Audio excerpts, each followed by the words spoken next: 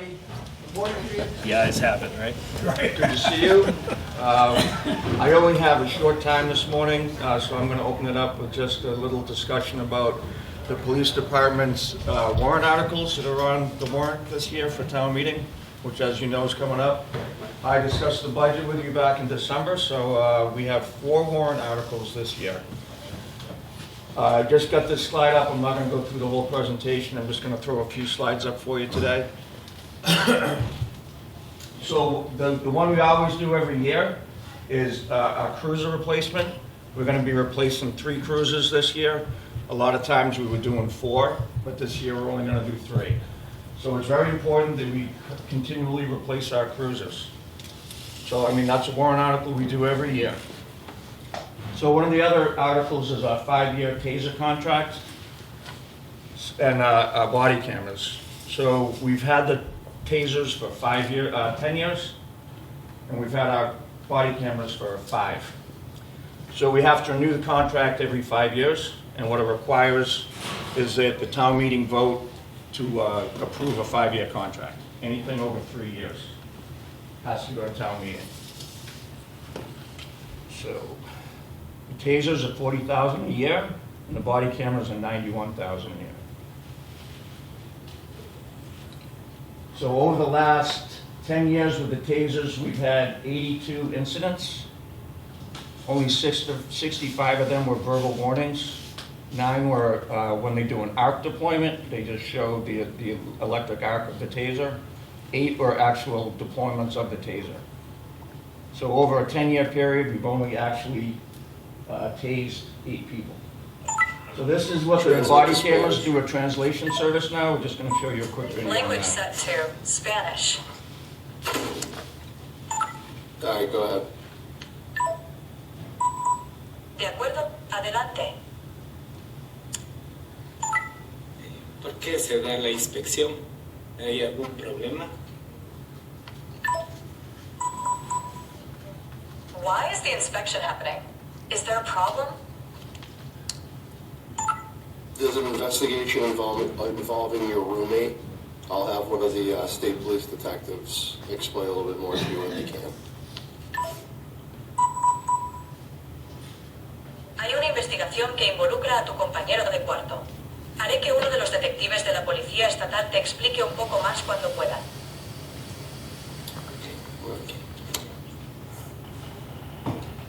So as you can see, the body camera can translate for the officer, and it'll catch up whatever language the person's speaking, and it will translate it into English, and then when the officer presses the button and speaks, it will translate it back into the other language. So again, it's already paid for out of the police department budget. It's just a matter of approving the authority to enter into a 5-year agreement. There's also an article on for a new organizational assessment. As you know, or you might know, back in 2019, we had MRI do a staffing study for the police department. That ended in 2024. We never actually even completed the staffing study because of COVID, cut the police department's budget a little bit. So I've been working with the town manager to get a new assessment done. And what we've decided is to do, instead of just a regular patrol staffing study, it's going to be examining the entire needs of the police department. The big thing is it's going to do external stakeholder input. We're going to gather insight from various community groups and staff, people from staff of the town. And that's going to be a $100,000 warrant article. It was a joint article with the fire department, but they've changed direction, so they split that off.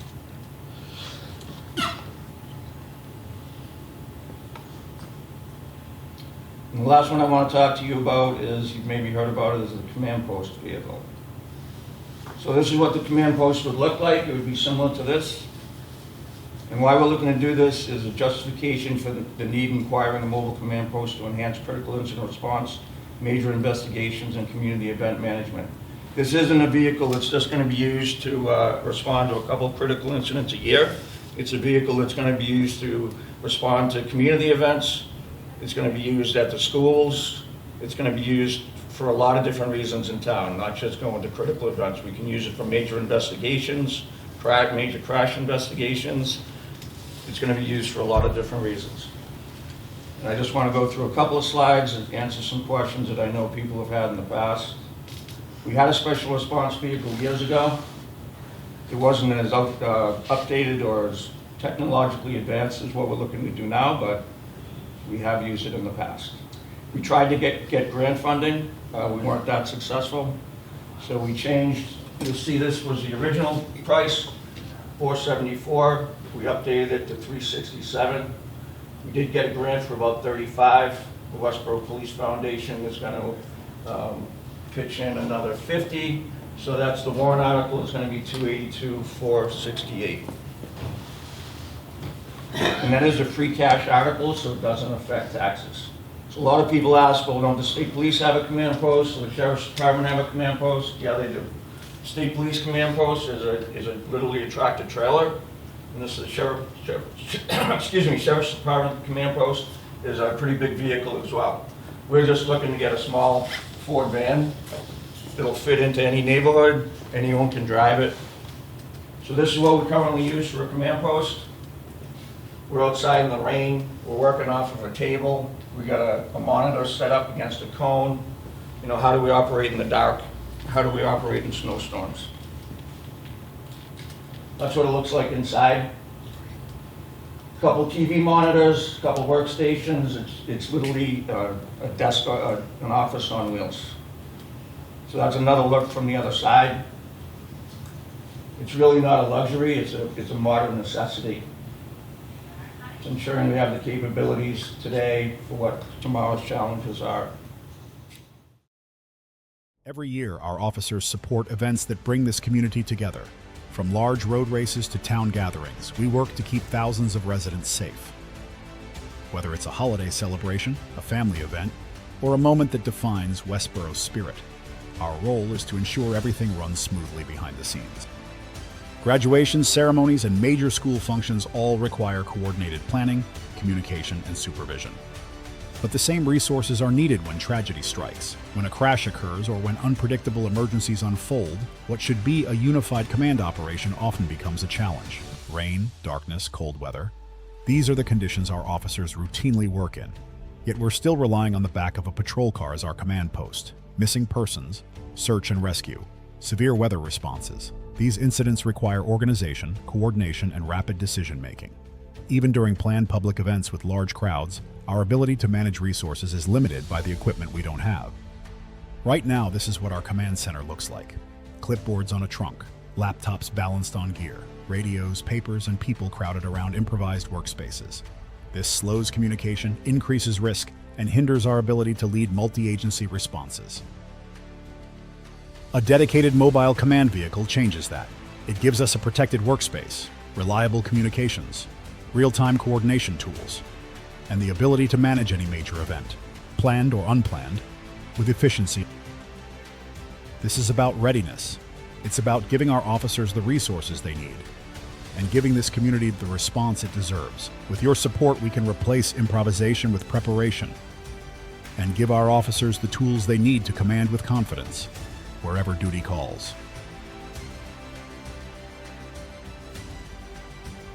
That's really what it's going to look like. The black one's just a file photo from a video. It'd look a lot more like it's just a Ford Transit van. There's when people would say that all of we're militarizing the police and all these other things, and that's really got nothing to do with it. It's just trying to prepare for a lot of different incidents that may happen in town. It's got the support of the fire chief, the school superintendent, and I believe the select board will be voting on it tonight.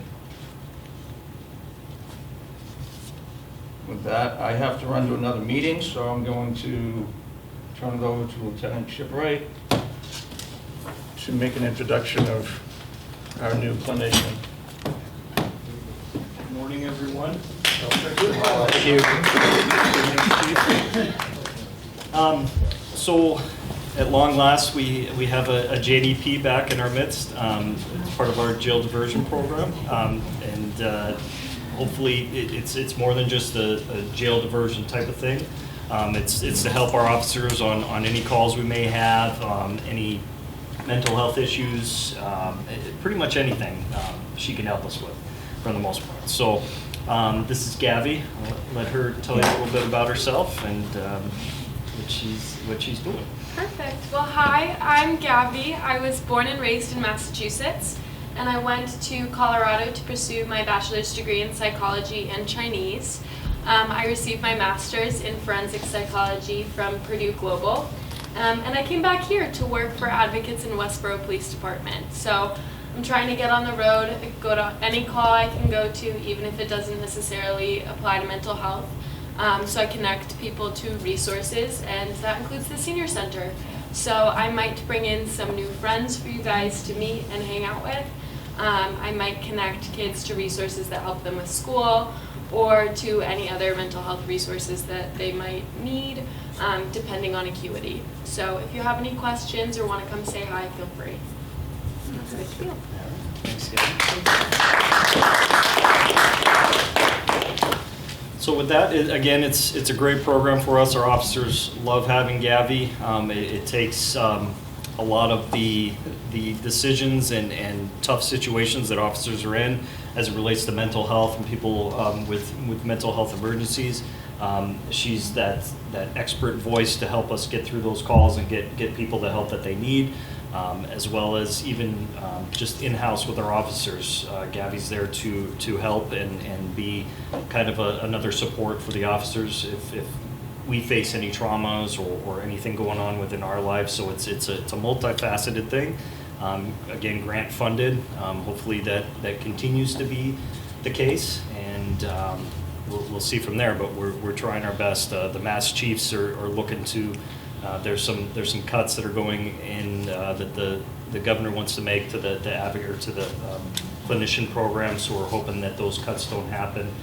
Because it is such a vital program for the police department and all the citizens in town. So with that, some of the other things that have been going on, we just did last week, we did our reaccreditation through the Massachusetts Police Accreditation Commission. Everything went well. We don't officially get reaccredited until the board or the commission votes on it, but we had 3 assessors come in, which consisted of a lieutenant from Abington Police Department, a lieutenant from the Weston Police Department, and then a sergeant from the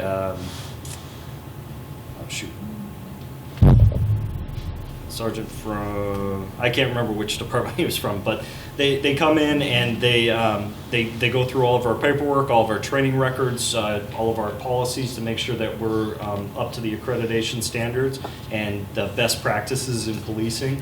And everything went well. We got the initial approval of all the assessors, and hopefully once the commission votes, we'll be accredited again for another 3 years. So we'll in 3 years we'll do it again. In the meantime, it's a lot of work with keeping all the records, the required trainings, the policies, making sure everything's up to date with laws and everything like that. But it really helps us set the bar and be a leader within law enforcement and maintain a high level of integrity and all the other stuff that comes along with accreditation. So with that, anybody have any questions about anything? Yes, sir. What's the status with the schoolhouse over in the party building? Is that going forward, or it's kind of on hold? Yeah, you mean like the regional dispatch center? Yeah, that's yes, right. yeah. So that is going forward. That's they hired the director of the rec centers, or the regional dispatch communication center, regional emergency communication center. So that'll regionalize all the dispatch within Westborough, Southborough, and Grafton currently, with other agencies looking to come on. It's moving forward. They're working to get the building ready and get all figure out the staffing and those types of things and the logistics of it. So it is quite a process. Dispatching is between 911 calls and now adding in multiple towns to one center. It is a challenge, but in the long run, from my experience, a regional dispatch center is a great thing to have, because the dispatchers, They really get all the training that they need. They get all the equipment they need through the state grants, and just make it a seamless process. Our communication with the surrounding towns gets better in case there is a regional response where we have to go assist somewhere else or someone has to come assist here. It really makes things a lot easier as it relates to communication. It's moving along. I don't know the time frame though. Yes, sir. So, just to follow up on that, how many dispatchers do we have now in our center, and what's going to happen to them when the switch over? They'll most likely move over to the regional dispatcher as well. Typically on duty, there's 2 dispatchers in there, one that's doing call taking and one that's dispatching over the radio. And they do both fire and police on 2 separate channels. So they do have it is a lot of work, and honestly, they could use at least 1 or 2 other people in there, because it is a lot, especially when you have emergency calls where there's a lot of information coming in, and there's a delay, because now not only are they talking to someone on the phone, they have to put it on the air, whereas a newer, more modern dispatch will be able to communicate between the call taker and a dispatcher quickly through the CAD system, or the computer-aided dispatching system, which allows them to get information out to the officers and the firefighters more quickly, and hopefully, resolve situations better with more information and safer outcomes. Yes, sir. Is that state accreditation, or is that a county? It's state accreditation. Okay. It's throughout the state. There's, I think we're one of 150 accredited agencies within the state. And that's every 3 years? Every 3 years, yes, sir.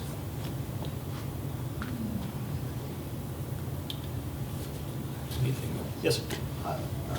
Take it back to Gabby. How many, days would she be going out with a patrol officer? Yeah, absolutely. Yeah. I'm Monday through Friday, so I will be here 5 days a week unless there's something else happening that could be planned and could benefit from my presence. But I save all my statistics and I go based off of call volume for mental health calls. So right now my hours are 11 a.m. to 7 p.m. But if we notice trends in calls where I'm getting called before 8 a.m. or I'm needed before or after 7 p.m., then we'll move my hours around. How many calls roughly would generally require an officer like yourself? Well, I'm not an officer. No, I don't no, have no. that respect just yet. I would say it's hard because the officers in Westborough are amazing and they get me out on the road all the time, so I'm going to calls where it's not always applying to me. That being said, I think the most psych evaluations I've done in one day is probably 3. That being said, even if I'm not evaluating someone, I will call them in the morning after I meet them and follow up to see how they're doing and if they've connected to the resources. And that, to add to that, that really is where the powerful, what makes that program so powerful is the follow-up that happens. As police officers, we respond, we deal with the situation initially, and a lot of the time, we don't have the time, we don't have the resources to follow up. So with Gabby, she's able to follow up on these calls, and people that need continual resources are able to get those resources so that hopefully it doesn't continue to be emergency calls where the police are responding, and get the help that's needed to progress it, which, overall, the less calls we have to go to that are emergencies, the better it is for us, the more we can do with the community and other aspects proactively in the town. So it really is a great program. Officer Ashlyn Mercier has joined us. Good morning, everyone. Good morning. Yep, she's a fairly new. Are you? I can't remember. Are you off probation now? I am. Okay. Yes. Yep. So she's been with us a year. She's doing a great job. She just is on our social media team. So she's been doing some of the funny videos and the good stuff on social media. So us little guys decided to leave it to the experts to do it. What year were you born? 1,000. Yep. That was my brainchild of an idea. How much is that vest weigh? You laid a lot of stuff on there. You're taking it easy, it looks like. Yeah. I sit in the office all day. So. The vest itself, but I think all the gear in total is like 20, 25 pounds roughly. Oh.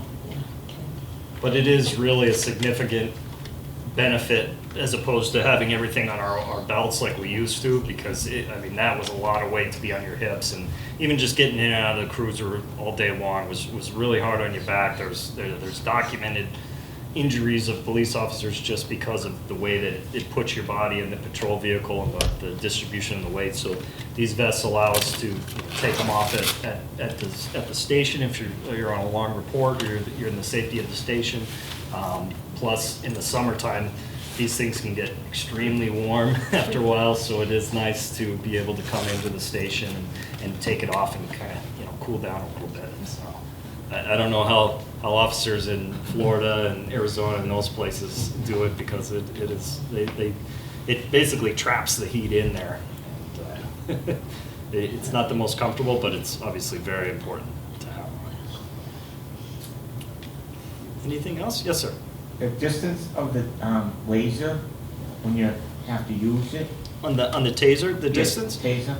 Yep. So there's two different, what they call is there's two different cartridges in it, right? So, and when they mean a cartridge, it sits at the front of the taser, side by side, and then one cartridge is meant for close proximity. So if I was within this distance here, probably like I think it's 3 to 6 feet range, I believe, somewhere in there, you would use the cartridge that's a close range, because in order for the taser to be effective, you want a good spread of the prongs that come out of it, or the hooks that come out of it, because that way it creates what's called a neuromuscular incapacitation. So if the dart hits you here and it hits you here on the shoulder, then that electricity connects and seizes up your muscles, so we're able to go in and put that person in custody.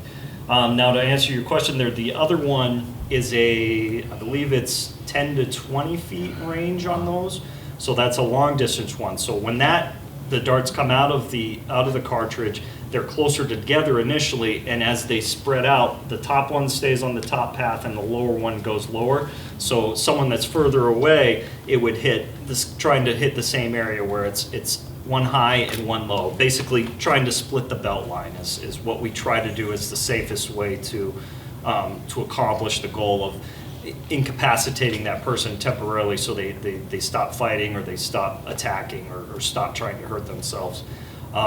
So it seems like it doesn't sound like a great thing to do to somebody, but the alternatives are much more likely to cause a lot of injuries, not only for the person, but for the officer as well. So it really is a great tool that has a very low chance of causing significant injuries within people.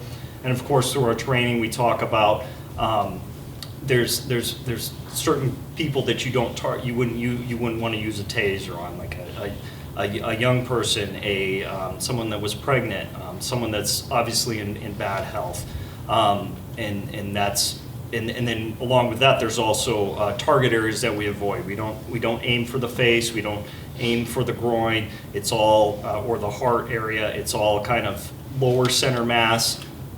Legs, the big parts of your legs, because not only are they safer to hit, it's less likely, or it's more effective in those positions. If you hit the person in the leg, will that knock them down? Usually they do fall down, because it locks up their muscles. Now, if both of the darts hit someone right here, they probably wouldn't fall down. But if it hit them here and here, then that connection would pretty much hit the whole system, so that their muscles tense up, and then they tend to fall at that point. So again, with the training, it's you don't tase someone that's standing right next to a pool, or right by the roadside, or somewhere where they could fall and seriously injure themselves. So it's a lot of stuff that an officer has to evaluate in any given situation.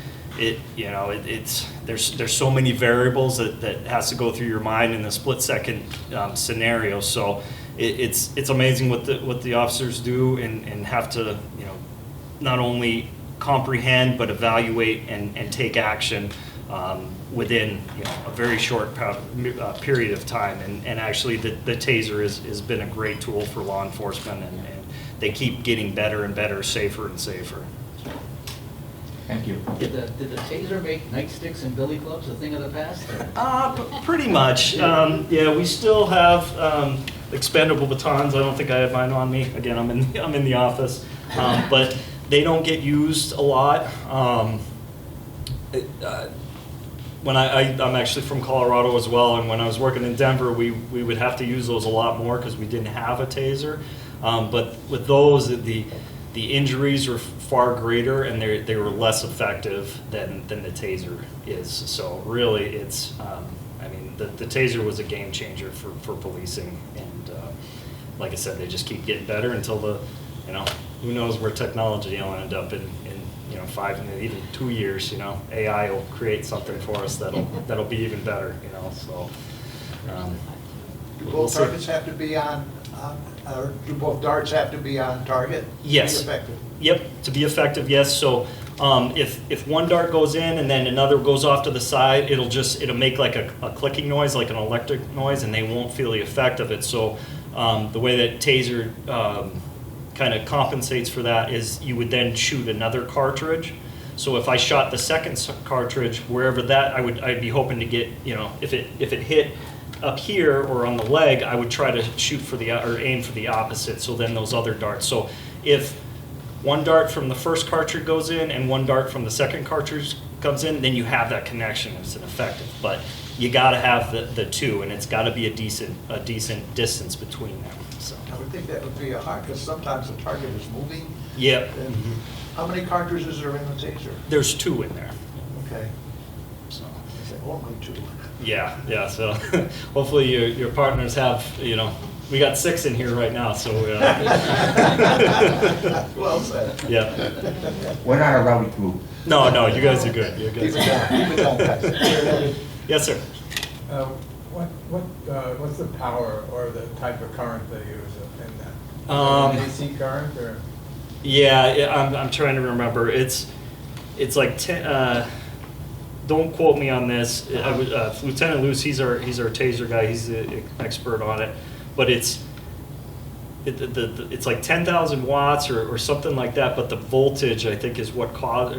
I could have those reversed. I don't want to say the wrong thing, but it's whatever the current that goes through a person. It's the safer of the things, so it doesn't cause injury. It just seizes up the muscles. Yeah. So I'm sorry I don't have the answer. Lieutenant Luce is like I said, he's the expert, and he could fill you in the next time he's here. So. Anything else? All right. Thank you. Thank you very much. As always, we appreciate your support.